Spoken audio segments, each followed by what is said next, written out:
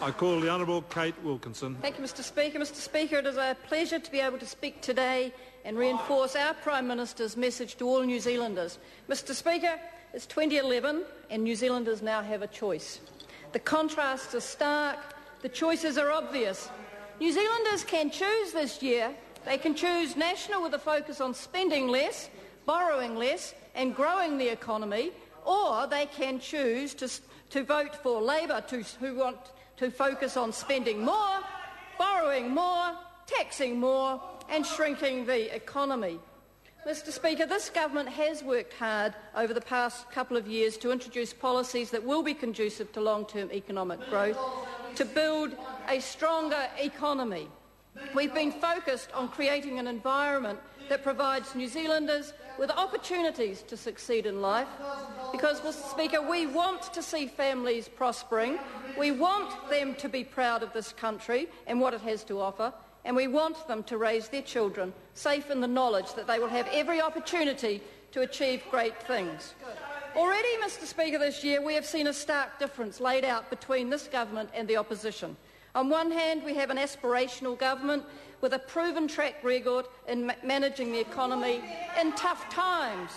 On the other, we have a tax and spend opposition who want New Zealanders to be dependent on the state for everything, including their jobs. New Zealanders have a clear choice this year, and just recently we've seen a prime example again that clearly distinguishes National from Labour. Mr Speaker, the 90-day trial period was one of the first policies the government introduced following the 2008 election. It came into effect on the 1st of March 2009. At that time, we spoke at length about how trial periods would provide opportunities for New Zealand workers, how it would give businesses the confidence to take on workers that they might not otherwise have taken on. Mr Speaker, this was a policy that had been aimed and was always aimed at getting more New Zealanders into work. It is used all over the world, and we know from international experiences that it actually does work. Under the Labour government, small businesses were scared of hiring.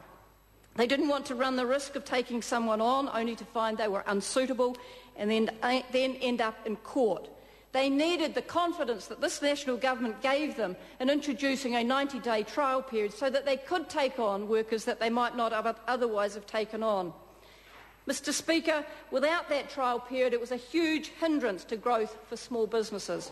Owners were reluctant to expand their operations because of this fear, because of this lack of confidence. Jobs that could have been created were abandoned. And Mr Speaker, we set out to fix this. Labour's own Small Business Advisory Group found that the introduction of trial periods was the single most important change that could be made in employment legislation. And Mr Speaker, that advisory group was right. The 90-day trial period has been a success. Everywhere I go, businesses tell me success stories of how they took someone on they would otherwise never have taken on. The Department of Labour report backed this up, saying 40% of employers said the last person they hired on a trial period would not have been taken on if it wasn't available.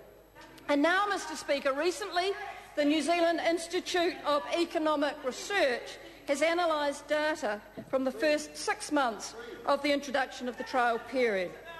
And, Mr Speaker, the conclusions are worth reading. The economist who wrote the report spoke on radio about what the data showed the impact was in terms of job numbers. Mr Speaker, that impact was 13,000 jobs. 13,000 jobs. Mr Speaker, the data indicated that the 90-day trial had a positive impact of 13,000 jobs in small businesses. That's 13,000 people who wouldn't have had jobs otherwise. That's 13,000 families not standing in the dole queue. That's 13,000 people who were given a chance to prove themselves. Mr Speaker, and I'd have to say that the opposition response and the CTU response was saying it was feeble. To call 13,000 jobs feeble, I think, is ridiculous. And, Mr Speaker, I think we need to ask Helen Kelly, why is she so opposed to small businesses wanting to hire new staff?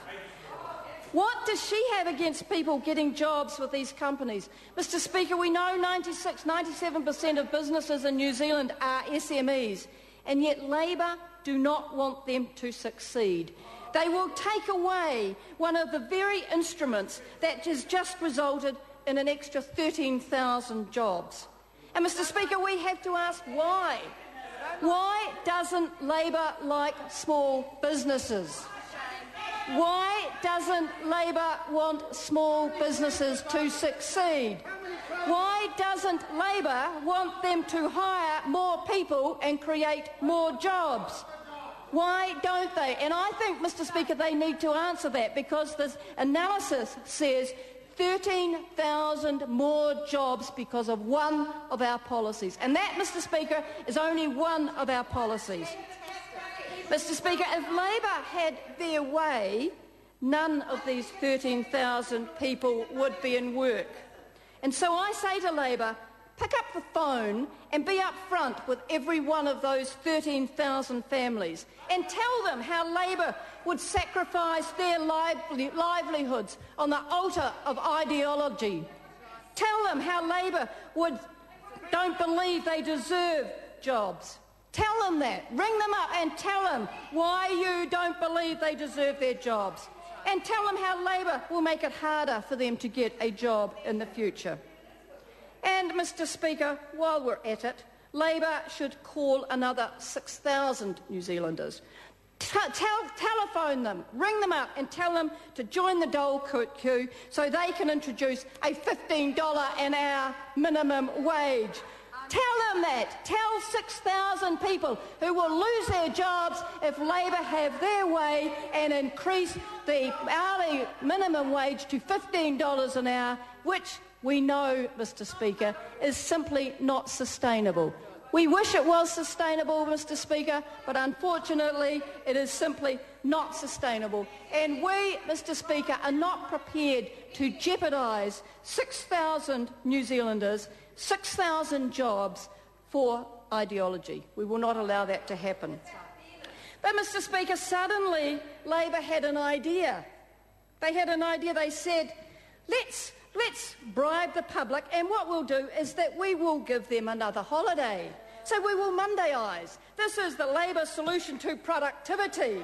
This is their great new idea. And do you know what it means, Mr. Speaker? They want, and because this year Anzac Day falls on Easter Monday, they want to Mondayize it. Mr. Speaker, does the House know how many times Anzac Day has fallen on Easter Monday? How many times? Never. Never before has Anzac Day fallen on Easter Monday. And, Mr. Speaker, does the House know when it will next occur? When will it next occur? When will Anzac Day next occur on Easter Monday occur on Anzac Day? When? 2095. And this is Labour's great idea. This is Labour's great idea, Mr. Speaker. This is well thought out as usual. Mr. Speaker, our trial period works well. Mr. Speaker, this government backs New Zealanders and we back New Zealanders. We set out to give small businesses confidence to take on new staff. They've responded. Employers want to take people on and they want to take a chance on someone that they might not otherwise have taken on. Right. Mr. Speaker, we all know that there will always be rogue employers who will make the rest look bad. And I have no time for bad employers. And the Labour opposition will know that we've doubled the penalties because we do not condone bad behaviour by bad employers.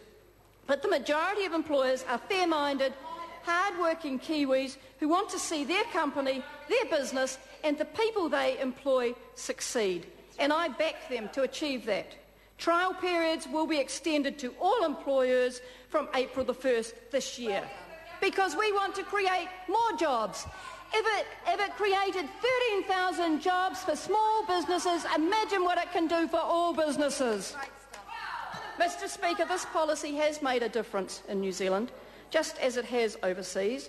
It is one of many this government has introduced to assist New Zealanders with the choices and opportunities available to them.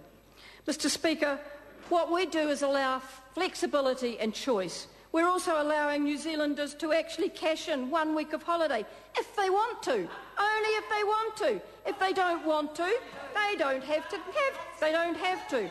They might be told no, they can't. I regret to advise the member that the time has expired. Mr. Speaker, thank you, but we are focused on growing our economy. Order. Order. When the time has expired, it's expired.